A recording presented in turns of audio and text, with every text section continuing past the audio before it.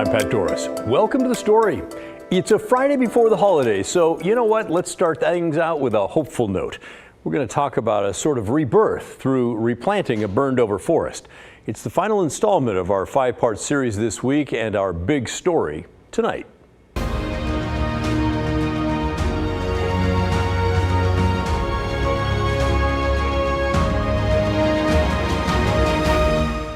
All this week, we've taken a look at the many sides of wildfire, what's predicted for the season to come, how they're investigated, how they may be hurting our air quality, and how nature can help landscapes bounce back.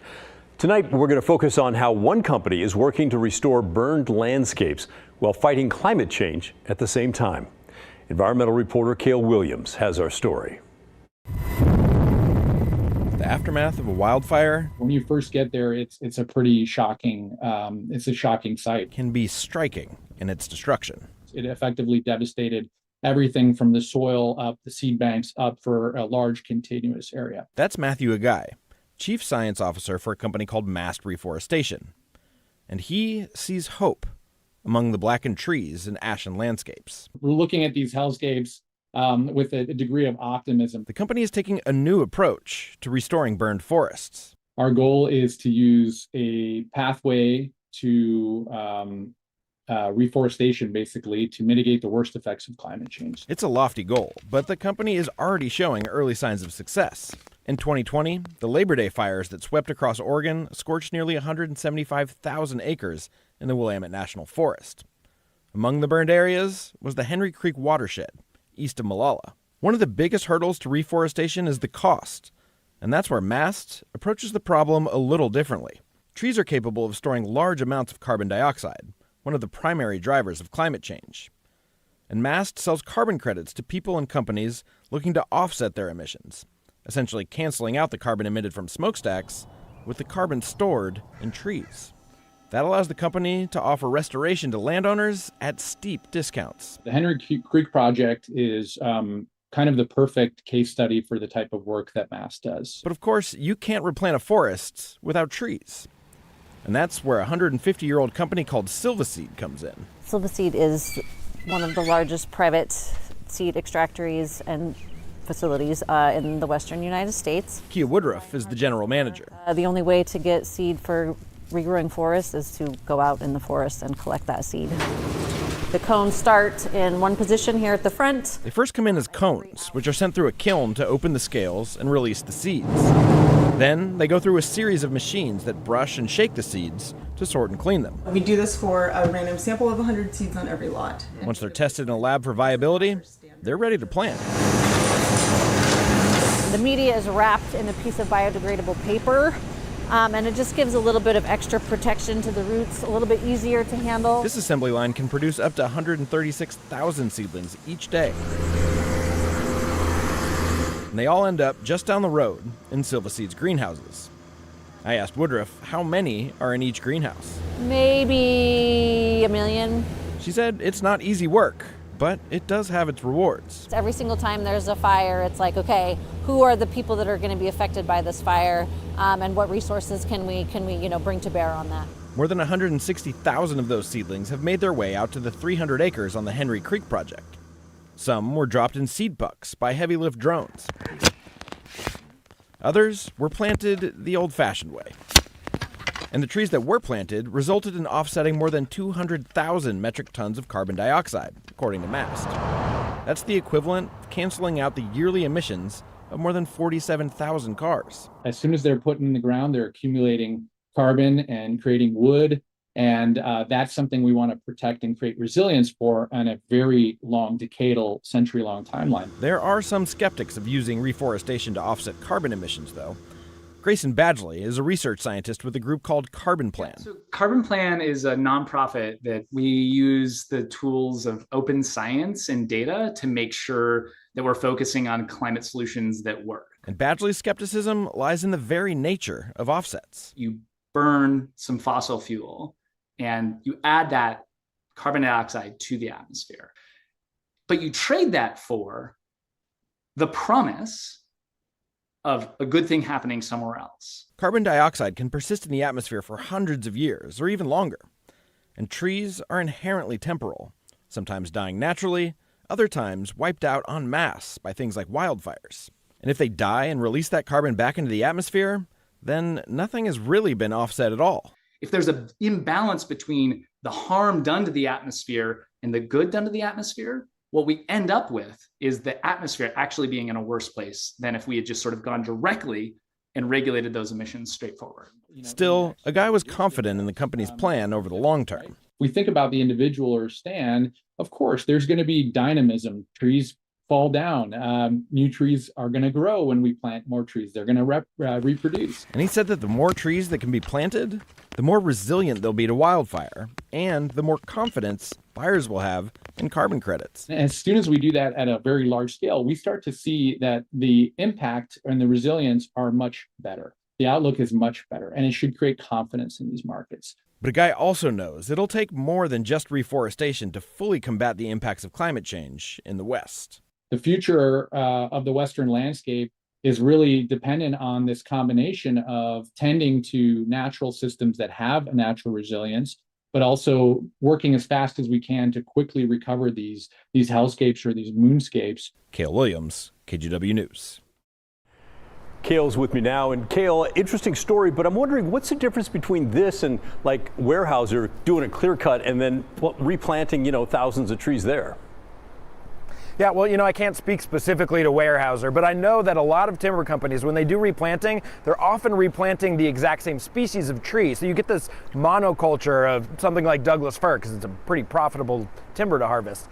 But when they're doing this up for the Mast project, they're planting all kinds of different trees that are specifically suited to that area. The other thing that's a little bit different is that timber companies are often replanting those trees with the intent of harvesting them. They have them on sometimes 50 or 60-year rotations where they'll replant, let them grow, and then cut them down again.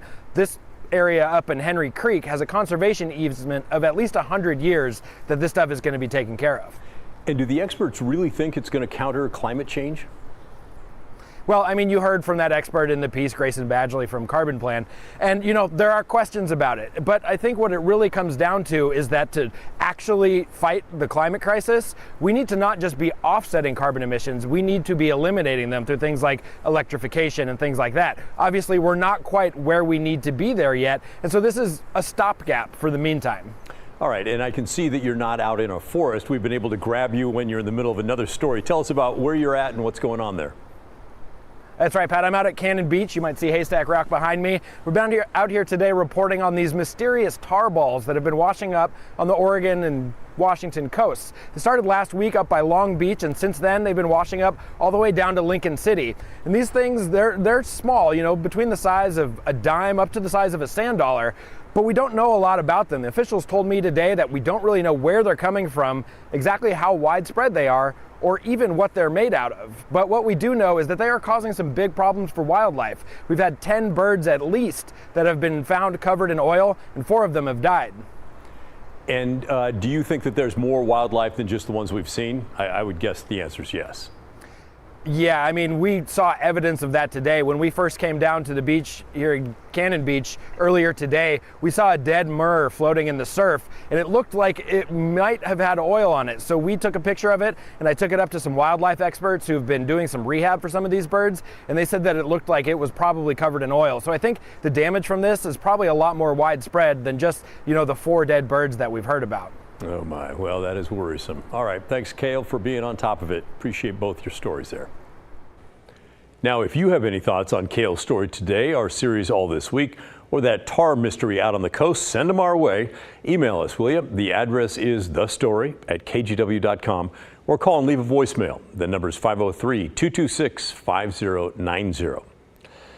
Let's talk about Oregon's drug crisis for a moment. Earlier this year, the Oregon legislature took apart Measure 110 and recriminalized drugs. They did it through House Bill 4002. Now, the recriminalization part doesn't start until September 1st, but other parts of the law are already kicking in now. 4002 directed the Chief Justice of the Oregon Supreme Court to look at pretrial release guidelines for drug crimes, sometimes serious. This week, Chief Justice Megan Flynn made a big change. She ordered that people arrested and accused of those crimes must now stay in jail until they make their first court appearance. That puts those offenses on the same category as violent felonies and sex crimes.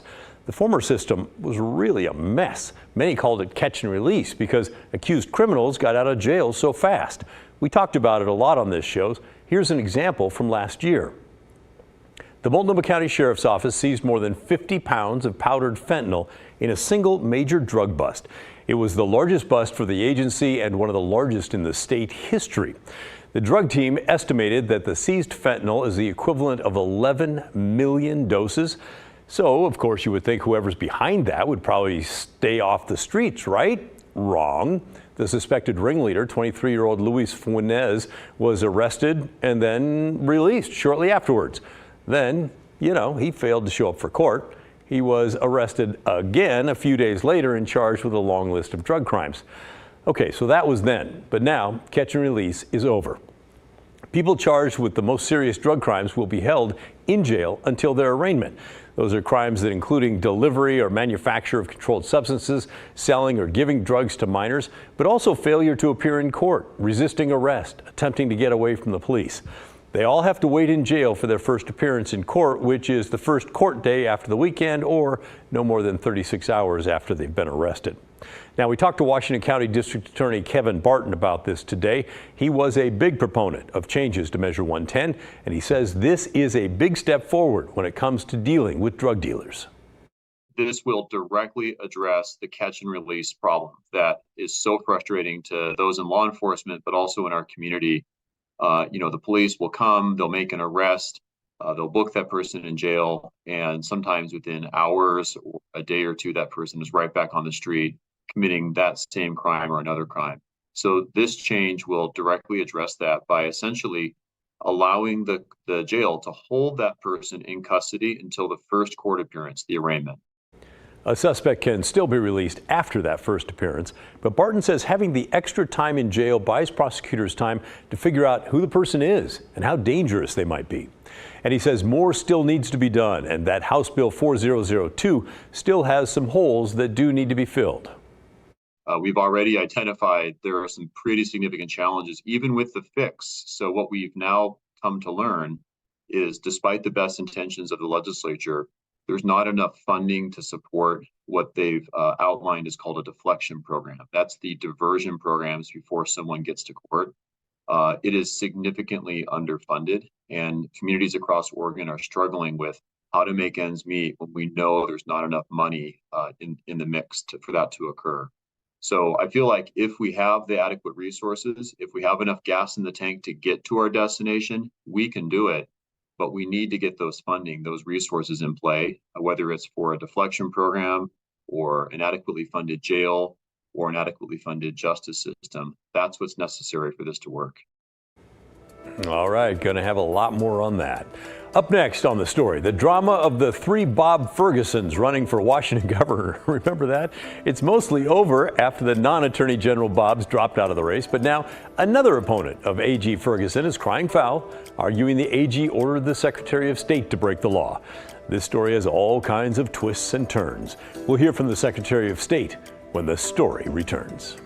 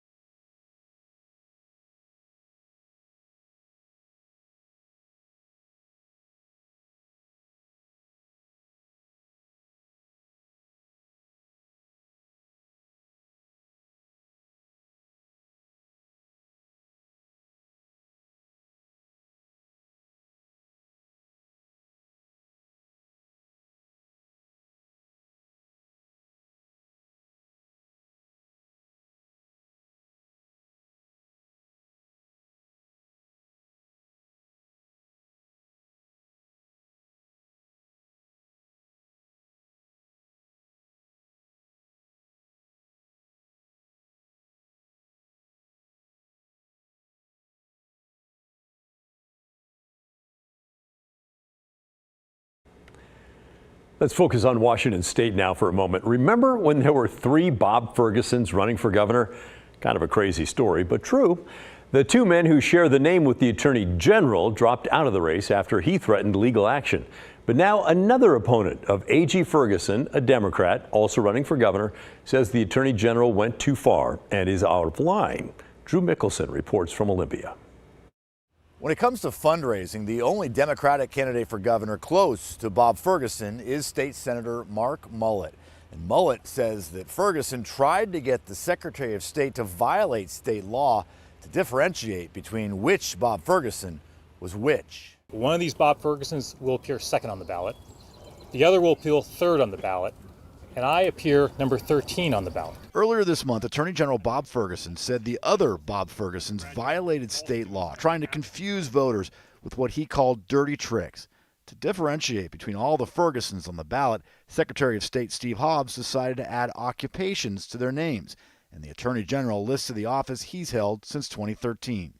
The other 2 Fergusons ended up dropping out of the race. But before that, the Attorney General's campaign sent a letter to Secretary Hobbs telling him, quote, "You must also adjust the order in which the 3 candidates' names appear." It wasn't, will you please do this? It was, you must do this. You must change the ballot order. And to me, that's what set off my alarm bells, because that is a clear violation of the law. It shouldn't be happening. State Senator Mark Mullet is one of 28 candidates for governor. The fellow Democrat says Bob Ferguson crossed the line when Ferguson's campaign told the state's head of elections to move Ferguson's name above the other Bob Ferguson's. I was a bit surprised because clearly in the RCW it says you can't switch it at all. It's determined by lot. Secretary Hobbs says the RCW, the revised code of Washington, state law, is clear. Names are listed on a ballot according to numbers randomly drawn, like bingo numbers. He says his staff and lawyers from the Attorney General's office recommended against moving around any names. There would be a high amount of risk if I would have reordered it, which meant high risk of losing.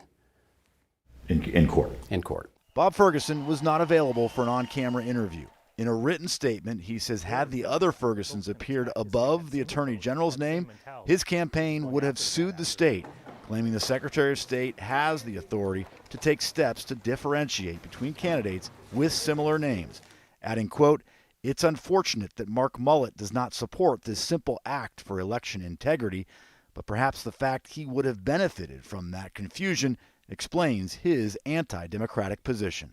Secretary of State Steve Hobbs has endorsed Senator Mark Mullet for governor, but Hobbs says this decision was purely based on the legal advice he got and the existing state law. Fascinating. All right, thank you. And while we're on the topic, a new poll out today shows many voters in Washington State have not yet decided who they want for their next governor. The election is in 6 months. Now, before we get into the results, remember, it's always important to look at the details of a poll like this.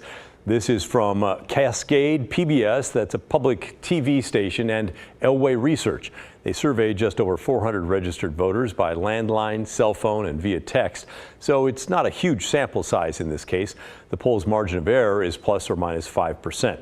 Here's what they found. First, 76% of voters said they were simply paying attention to the election. 47%, nearly half, said they've not made up their minds on the governor's race.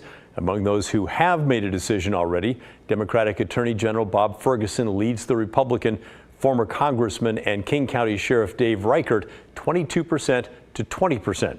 And with that margin of error of 5% of the poll, the race is tight, maybe even a toss-up as it stands right now. According to the poll, Ferguson's support is strongest among Seattle voters, people over 65, college grads, and those with middle incomes. Reichert's support comes from people aged 51 to 64, residents of Pierce and Kitsap counties, men, and those with income above $100,000 a year. Washington has a primary election on August 6th. Ballots will be mailed July 19th. Both leading contenders for governor and all those others will be on that primary election. Coming up next on the story, after ruling that one of Portland Police Union's ballot measures is unconstitutional, a judge just ruled on the other one to make major changes in the new Police Oversight Board. We'll explain what happens next and share some of your thoughts when the story returns.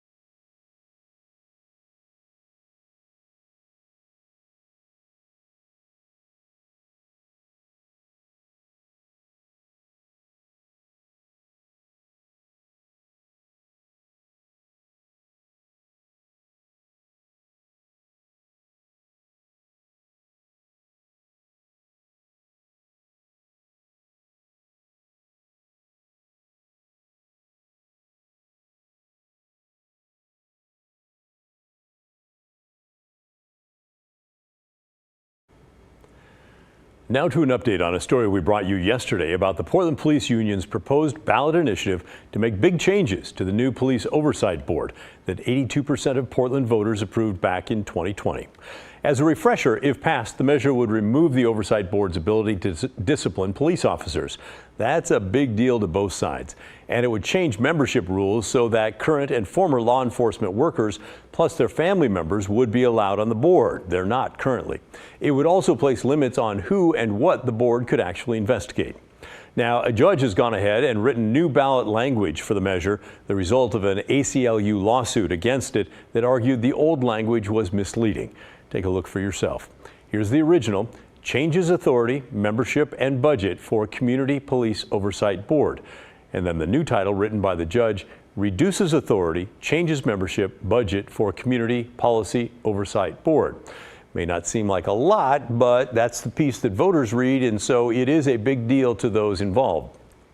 But whether or not this will actually be up for a vote still depends on the Police Association's next move. The judge said they could go forward now with collecting signatures to make it happen.